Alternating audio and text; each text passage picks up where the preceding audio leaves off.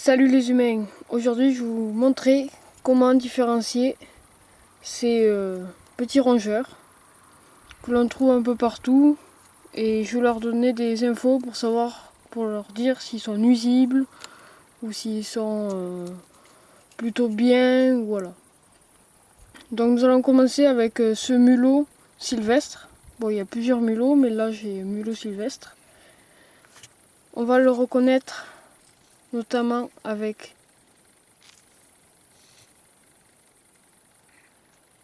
une tache rousse là, que l'on trouve ici. Là, ça. Voilà.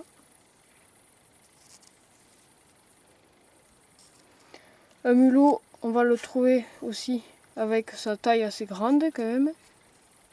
Ses oreilles qui sont assez longues. Sa queue qui est vraiment longue aussi. Et le dos sera plutôt foncé marron.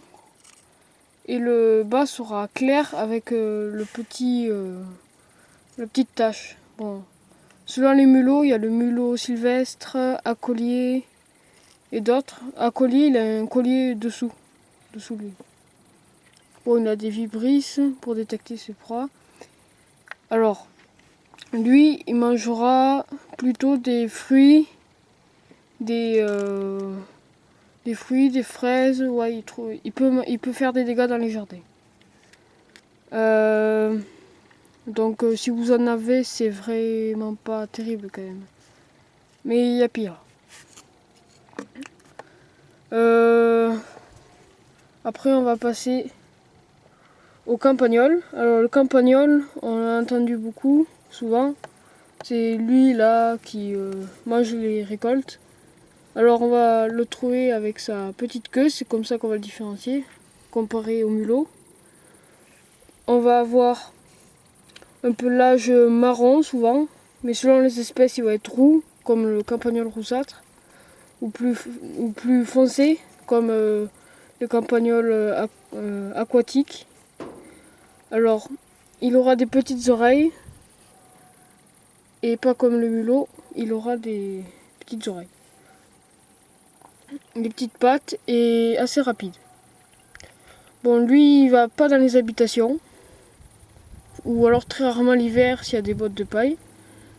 Lui, il évite aussi. Mais par contre, il fait beaucoup de dégâts, lui. Et on voit souvent, il peut manger des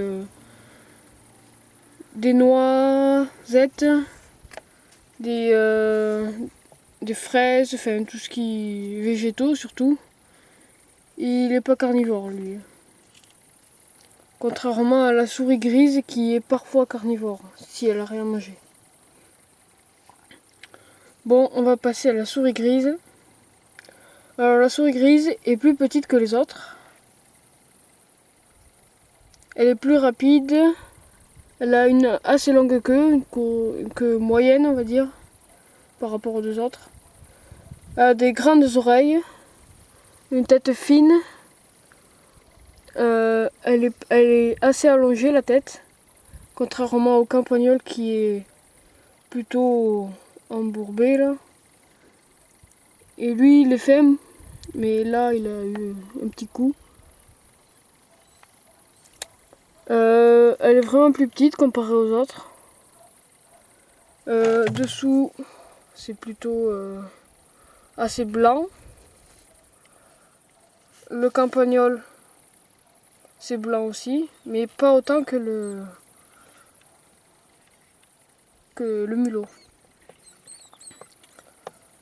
La souris grise va vraiment beaucoup on la trouvera rarement dehors dans la nature, elle est surtout avec l'humain. D'ailleurs, c'est pour ça qu'il y en a de plus en plus. Le campagnol, il y en a vraiment beaucoup parce que c'est lui qui constitue vraiment la nourriture des rapaces. Quand on dit campagnol, c'est celui-là. Là. Lui, c'est surtout comme il est nocturne, lui. Les rapaces diurnes ne vont pas le manger, mais les rapaces nocturnes, oui. Et ceux-là sont proies des renards.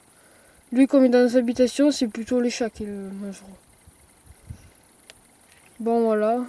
Après leurs prédateurs c'est tout ce qui est rapaces, renards. Et des fois on les tue, mais bon.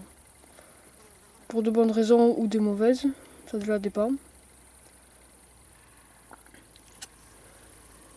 Après, je vais pas vous montrer le rat noir et le rat sur mulot.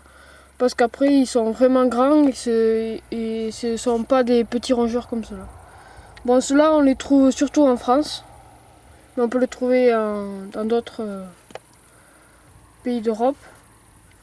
Je vous ai pas montré les autres petits rongeurs parce qu'il y en a vraiment beaucoup. Bon voilà. J'espère que cette vidéo vous aura été utile. Et pensez à vous abonner. Et mettez un pouce positif. Voilà. Bon, à plus pour une prochaine vidéo.